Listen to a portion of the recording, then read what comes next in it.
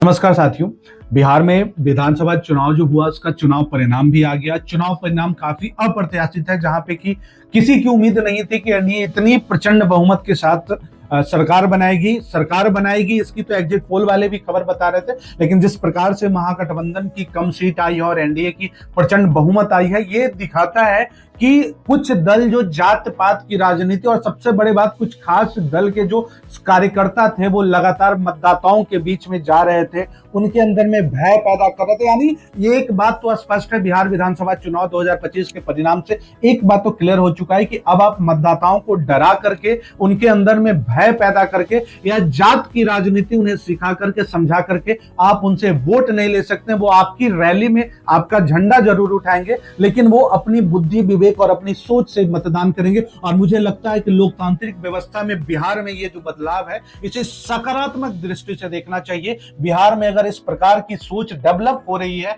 मतदाताओं के अंदर में जो जात पात के बंधन से ऊपर उठ करके, डर के जो माहौल है उससे ऊपर उठ करके अगर मतदान कर रहे हैं, तो ये बिहार की, अगर हम राजनीतिक पटल पे बात करें तो बिहार की एक नई परिदृश्य के हिसाब से एक बहुत सार्थक कदम है, जो इस बार का बिहार विधानसभा चुनाव का परिणाम बताया है कि यहाँ पे अगर आप मतदाताओं की आवाज बनते हैं, अगर आप मतदाताओं की जरूरतों को समझते हैं, अगर आप मतदाताओं को सुरक्षा प्रदान करने की बात करते हैं, तभी मतदाता का स्नेह, प्रेम और आशीर्वाद आपके साथ होगा। खैर, ये था बिहार विधानसभा चुनाव का परिणाम, जो बिहार को एक नए बिहार के आरंभ की शुरुआत दिखी है। बिहार को एक ऐसा आईना भी दिखा है, खास करके वैसे दल के शीर्ष नेताओं के लिए एक बहुत बड़ा आईना होगा जो हमेशा जात पात की राजनीति में बिहार को बांटना चाहते थे। साथियों, मैं हमेशा अपील करते रहा हूं, मैं किसी भी दल का पक्षधर नहीं हूं और ना ही मैं किसी दल का कार्यकर्ता हूं। मेरा जो लगाव है वो बिहार और बिहार वासियों से है, बिहार के युवा नौजवान साथियों से है,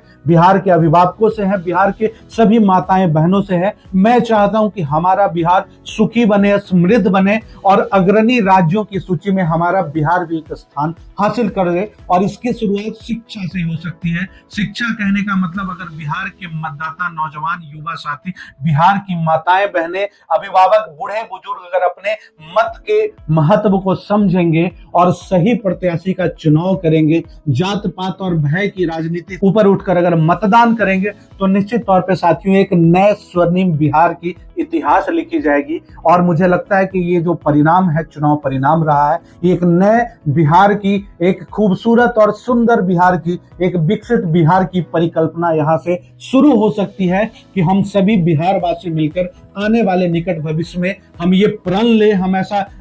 संकल्प लें कि आने वाले दिनों में हम शिक्षित उम्मीदवार का समर्थन करेंगे, हम वैसे प्रत्याशी को मत देंगे, अपना कीमती मतदान हम वैसे प्रत्याशियों के लिए उपयोग करेंगे जिनमें बिहार को बदलने का, अपने क्षेत्र को बदलने का, अपने विधानसभा और अपने ग्राम, अपने पंचायत, अपने क्षेत्र को बदलने का कौशल हो, उनमें ऐसी विद्या हो और सबसे बड़ी बात उनमें इच्छा शक्ति हो। क्योंकि राजनीति एक ऐसा पटल है जहां पे कुर्सी मिलने के बाद हमने अधिकांश मौके पे ऐसा देखा है कि लोगों की व्यक्तिगत लालच और उनकी व्यक्तिगत मंशा बदल जाती है। वो आपसी स्वार्थ के जो घेरे हैं उसके अंदर में जीवन जीना शुरू कर देते हैं। उनकी पहली प्राथमिकता उनकी परिवार है, अपने बच्चे हैं और अपने परिवार की बढ़ोतरी हो जाती है। लेकिन मुझे लगता है कि ये राजनीति नहीं, ये सेवा नीति का आपको तरीका अपनाना चाहिए। जो भी राजनेता है या जो भी नए विधायक मंत्रिमंडल में आएंगे या जो भी विधायक अभी विधानसभा के सदस्य बने हैं, उनकी यही सोच और मंशा होनी चाहिए। इस जनता ने आपको अपना कीमती मत देकर के विधानसभा तक का सफर आपका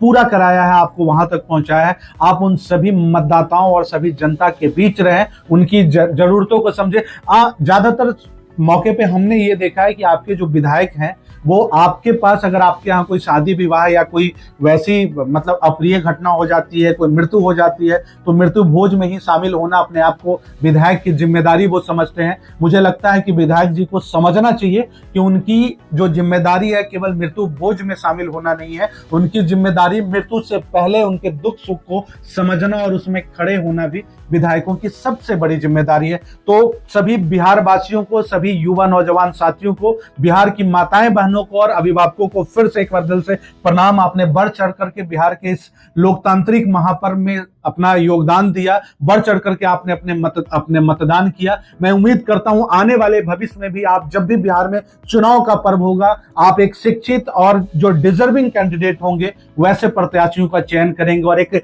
स्वर्णिम बिहार की परिकल्पना को साकार करने में आप अपना महत्वपूर्ण भूमिका निभाएंगे।